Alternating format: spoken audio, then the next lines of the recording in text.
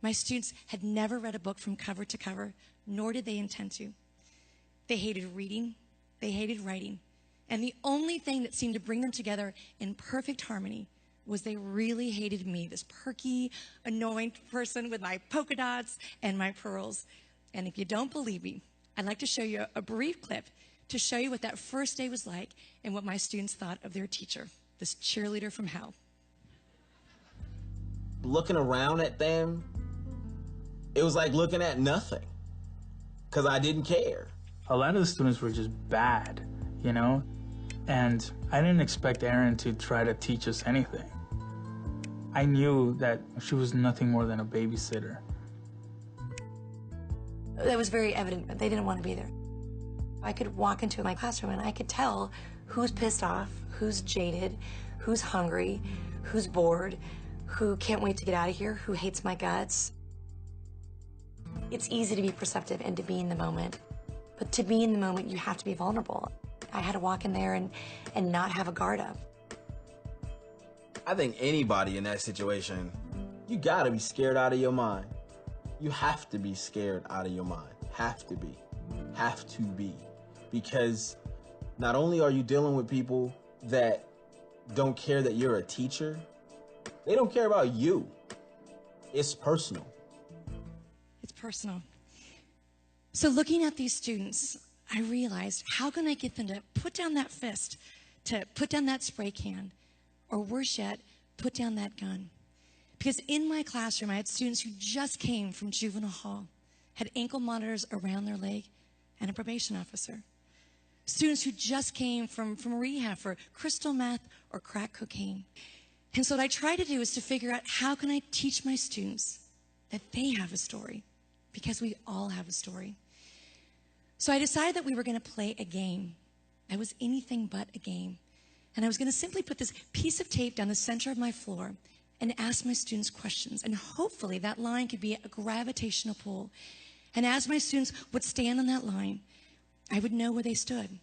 I would know their story. All of them knew what it felt like to go home and the lights have been turned off again. There's no food in that fridge again.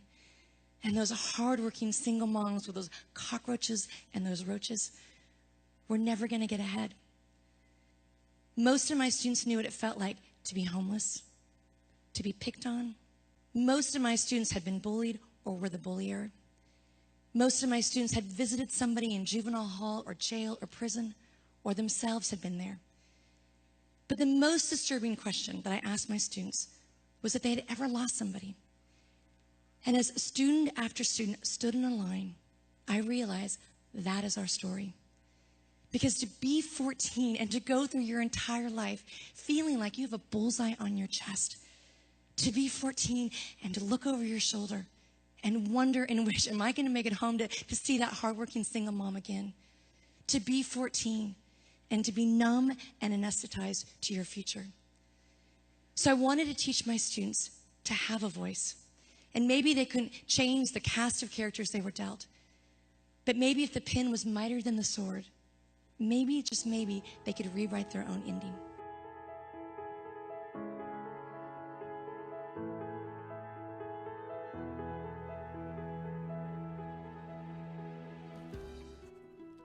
In America, a girl can be crowned a princess for her beauty and her grace. But an Aztec princess is chosen for her blood. Eva, ¿qué te ha dicho tu papá?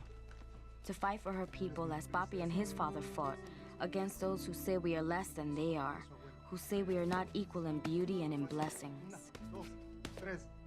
Eso, mija. Así me gusta, mija. It was the first day of school, and I was waiting for my father to take me to the bus.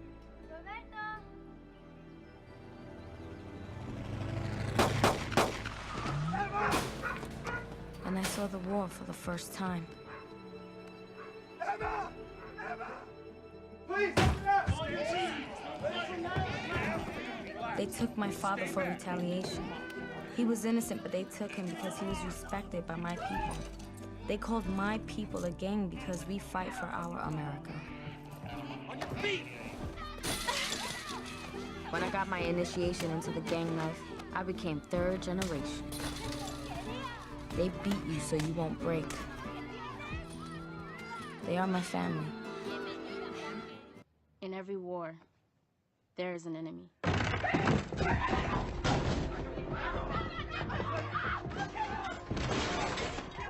I watched my mother being half beaten to death and watched as blood and tears streamed down her face. I felt useless and scared and furious at the same time.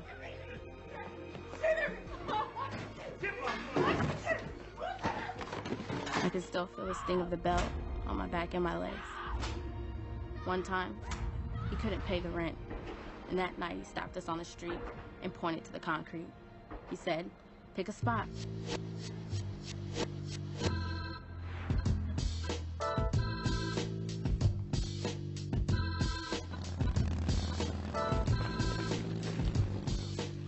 Clyde was my boy. He had my back plenty of times. We was like one fist, me and him, one army. Heavy, yeah. The real shit right here. Nobody jumps us now. We gotta practice, cause this got power. You shoot it, it breaks. I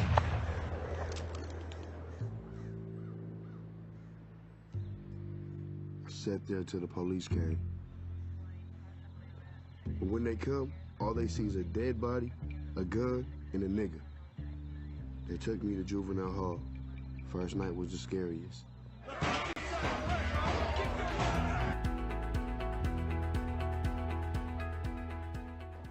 Now I'm going to ask you a more serious question. Stand on the line if you've lost a friend to gang violence.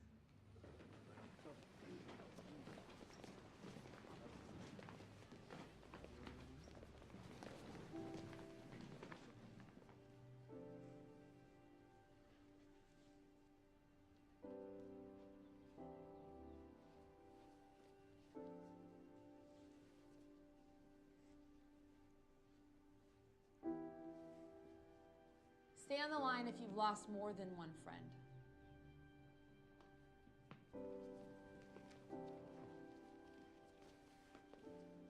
3.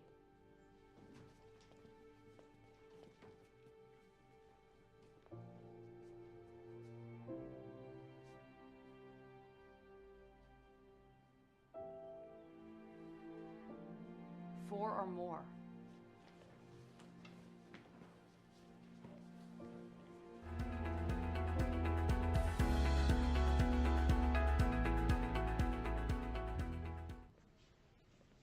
Miss G, can I read something from my diary?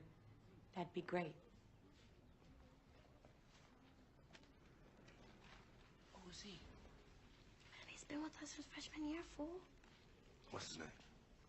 I don't know.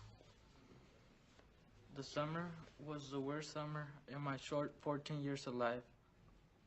It all started with a phone call. My mother was crying and begging, asking for more time, as if she were gasping for her last breath of air. She held me as tight as she could and cried. Her tears hit my shirt like bullets and told me we were being evicted. She kept apologizing to me. I thought I have no home. I should have asked for something less expensive at Christmas. On the morning of the eviction, a hard knock on the door woke me up. The sheriff was there to do his job. I looked up at the sky, waiting for something to happen. My mother has no family to lean on, no money coming in. Why bother coming to school or getting good grades if I'm homeless? The bus stops in front of the school. I feel like throwing up. I'm wearing clothes from last year, some old shoes and no new haircut. I kept thinking I'd get laughed at. Instead, I'm greeted by a couple of friends who were in my English class last year. And it hits me, Mrs. Gerwell, my crazy English teacher from last year, is the only person that made me think of hope. Talking with friends about last year's English and our trips, I began to feel better. I received my schedule and the first teacher is Mrs. Gerwell in room 203. I walk into the room and feel as though all the problems in life are not so important anymore. I am home.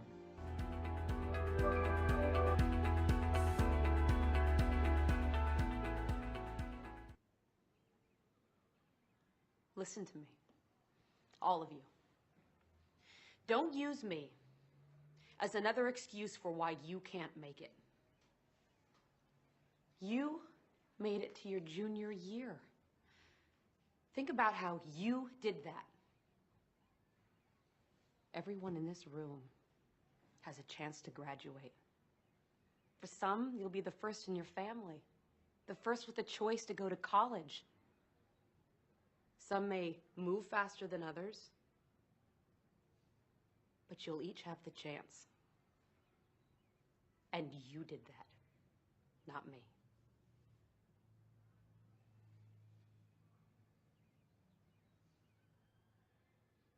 Now, I have one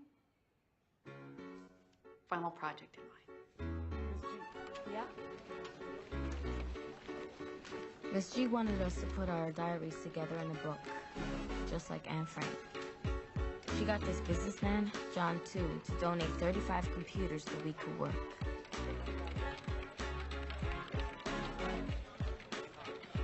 She told us we had something to say to people. We weren't just kids in a class anymore. We were writers with our own voices, our own stories, and even if nobody else read it, the book would be something to leave behind that said we were here. This is what happened. We mattered, even if it was just to each other. And we won't forget. Miss G didn't promise it would get published or anything, but we could get it out there ourselves. She asked us to come up with a title, something to call ourselves.